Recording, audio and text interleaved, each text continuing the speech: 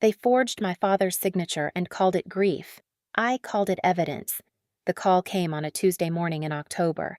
My father's housekeeper, Dolores, a small, round-faced woman with silver-streaked hair who had worked for my family for 19 years, was crying so hard I could barely understand her.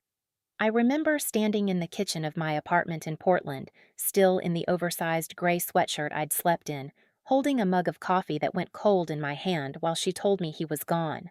A stroke, she said, in his sleep. He hadn't suffered.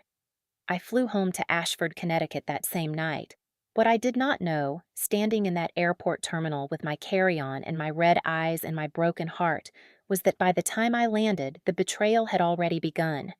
My name is Cassandra Holt. Most people call me Cassie.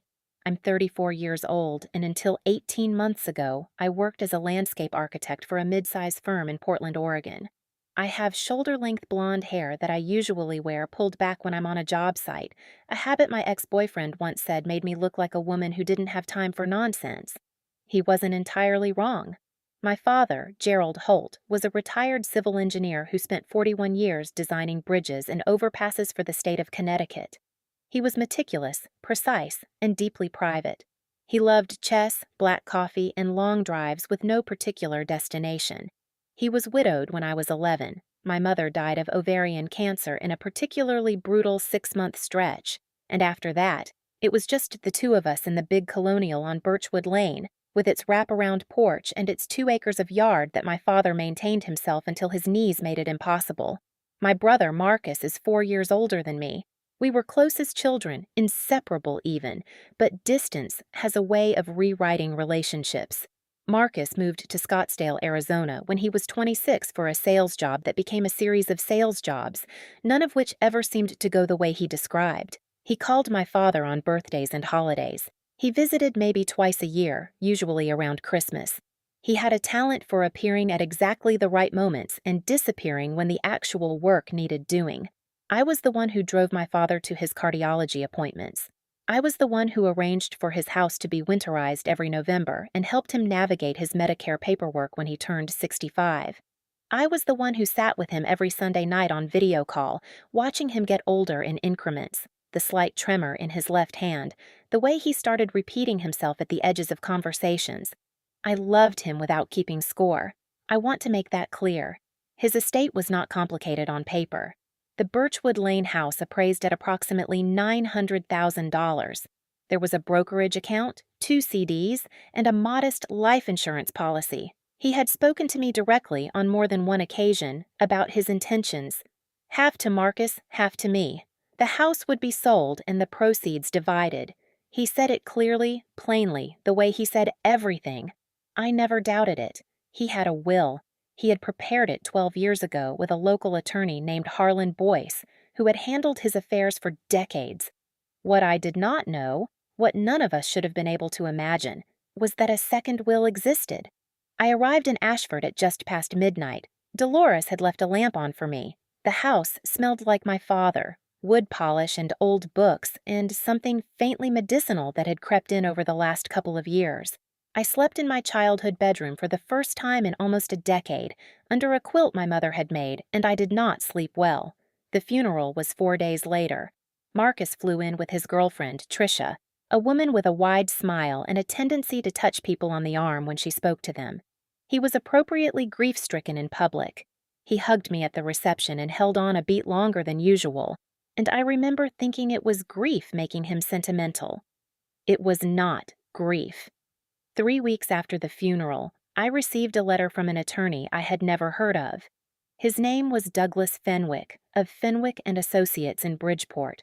The letter informed me that he represented the estate of Gerald Arthur Holt and requested my presence at his offices to review the terms of the will. I assumed there had been some administrative confusion, that Harlan Boyce had perhaps retired and transferred his files. I drove to Bridgeport on a Wednesday morning in November, wearing a charcoal wool coat and the low heels I kept for professional settings, expecting paperwork. Douglas Fenwick was a small man in his mid-50s with rimless glasses and a handshake that lasted precisely 1 second too long. His office was on the 4th floor of a glass building downtown, impeccably furnished, with a framed Connecticut Bar Association award on the wall directly behind his desk, positioned so you couldn't help but see it. He offered me coffee. I accepted. He set a document in front of me. It was dated 14 months before my father's death.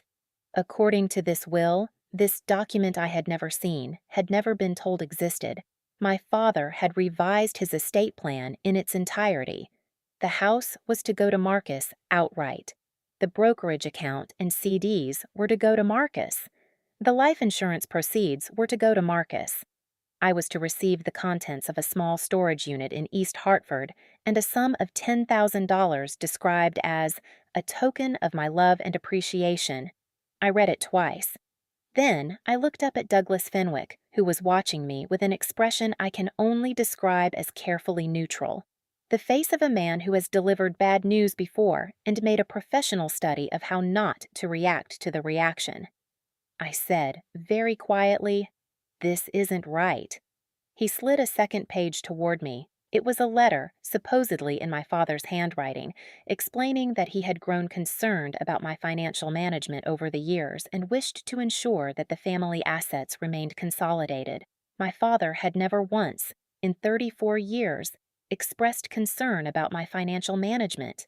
I paid my bills. I had a retirement account. I owned my car outright. I took photographs of every page with my phone. I told Douglas Fenwick I would be in touch. I walked to my car in the parking garage, sat down in the driver's seat, and stared at the concrete wall in front of me for approximately 4 minutes. Then I called a probate attorney. Her name was Vivian Okafor. A colleague of a colleague had recommended her. She had been practicing probate and estates law in Connecticut for 22 years, and when I walked into her office the following week and laid the photographs on her desk, she put on a pair of reading glasses, studied them for a long time, and then said, "Tell me everything you know about Douglas Fenwick." I knew nothing about Douglas Fenwick. That was the first problem, and the first clue. My father was a man of entrenched habits. He had used the same mechanic for 16 years. He had ordered the same brand of coffee from the same online retailer every month on automatic delivery. He had worked with Harlan Boyce for decades on every legal matter he had ever had, including the original will. For him to have retained an entirely new attorney, without mentioning it to anyone, without asking my advice, without even a passing reference in one of our Sunday calls, was not simply unusual. It was, as Vivian put it, inconsistent with the established pattern of a methodical man. She filed a formal contest of the will on my behalf 6 weeks after I first walked into her office. What happened next took 9 months. I want to give you the shape of it because the details matter. The first thing Vivian requested was a handwriting analysis of both the will and the letter. She retained a forensic document examiner named Dr. Patricia Ewan, who had testified in state and federal court more than 80 times. Dr. Ewan spent 3 weeks comparing the signatures and handwriting samples against documents my father had undeniably authored, tax returns, correspondence with the DMV, letters he had written to me over the years that I had kept in a shoebox. Her conclusion, the signature on the revised will showed statistically significant inconsistencies with the authenticated samples. The letter, she noted, contained phrasing patterns that diverged from my father's established written voice. She stopped short of calling it a forgery in her initial report. Forensic experts are careful people. But she used the phrase, "cannot be authenticated with confidence," which in a courtroom, Vivian told me, amounts to the same thing. The second thread was Douglas Fenwick himself. Vivian's paralegal, a meticulous young man named Theo, who wore the same blue cardigan to work every day and kept color-coded case files, spent approximately 3 weeks running down Fenwick's professional history. What he found was a pattern.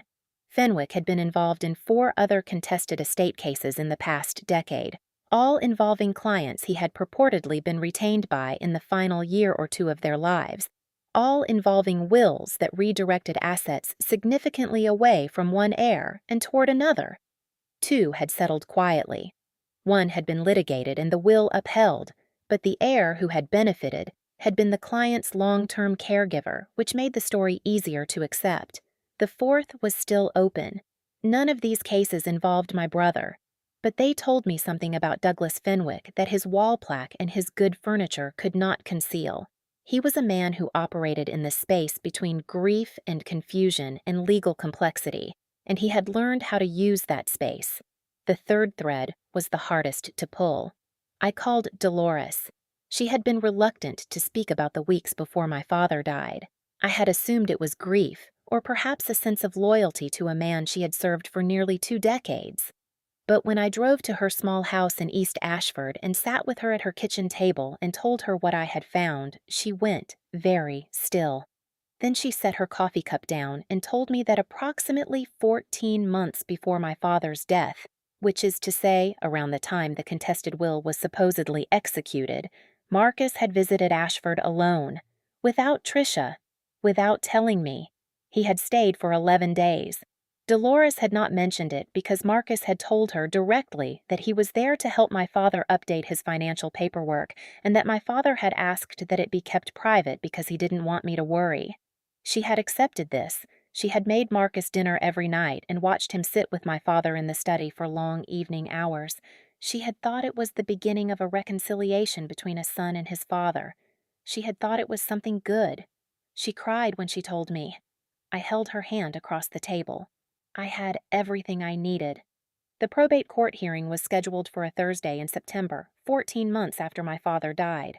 I wore a navy blue blazer and my hair down, which is not how I usually wear it, because Vivian told me to look like the kind of woman a judge would find trustworthy and methodical. I sat at the petitioner's table and I did not look at my brother, who was seated across the aisle with Douglas Fenwick and a younger associate attorney whose name I never learned. Marcus had hired Fenwick to represent him in the contest, which struck me at the time as either spectacularly arrogant or spectacularly stupid. In retrospect, I think he simply didn't believe I would get this far. He had underestimated the shoebox of letters. He had underestimated Dr. Ewan. He had underestimated Dolores. Most of all, he had underestimated me. Vivian presented the handwriting analysis first. Dr. Ewan testified for 2 hours, precise and unflappable, walking through signature geometry and ink pressure and letter formation with the patience of a woman who has explained these things to courts for 22 years. The judge, a compact woman in her early 60s named the Honorable Diane Carruthers, asked several pointed questions. Dr. Ewan answered them all. Then Vivian presented the pattern evidence on Douglas Fenwick, not as a criminal allegation, which would have required a different proceeding, but as relevant context for the court's evaluation of how the contested will had come to exist. Fenwick's attorney objected 3 times. Judge Carruthers overruled twice and sustained once, and her expression throughout suggested she was doing her own arithmetic. Then Dolores testified. She was small and nervous, and she held her purse in her lap the entire time she was on the stand, and she told the court exactly what she had told me at her kitchen table. The 11 days, the evening hours in the study, the instruction to keep it private from me. Marcus's attorney cross-examined her for 20 minutes. Dolores did not waver on a single fact. It took Judge Carruthers 9 days to issue her ruling. She invalidated the contested will in its entirety. She found the signature insufficiently authenticated and the circumstances of the will's execution, in her words, troubling in ways that this court cannot overlook. She ordered the estate to be administered under the original will prepared by Harlan Boyce, the one that divided everything equally between Marcus and me. She also referred the matter to the Connecticut State Bar for an investigation into Douglas Fenwick's conduct. I do not know where that investigation currently stands. I expect I will eventually find out. The house on Birchwood Lane sold 7 months after the ruling. I stood in the driveway on the last day before closing, in November again, almost exactly 2 years after that Tuesday phone call from Dolores. The oak tree my father had planted the year I was born had gone gold and half bare. The porch light was still on because no one had thought to turn it off. My share of the estate came to just over $460,000 after fees and taxes. I used $200,000 of it as a down payment on a small house in Ashford. I hadn't intended to move back, but something about the town had quietly reclaimed me during those 14 months.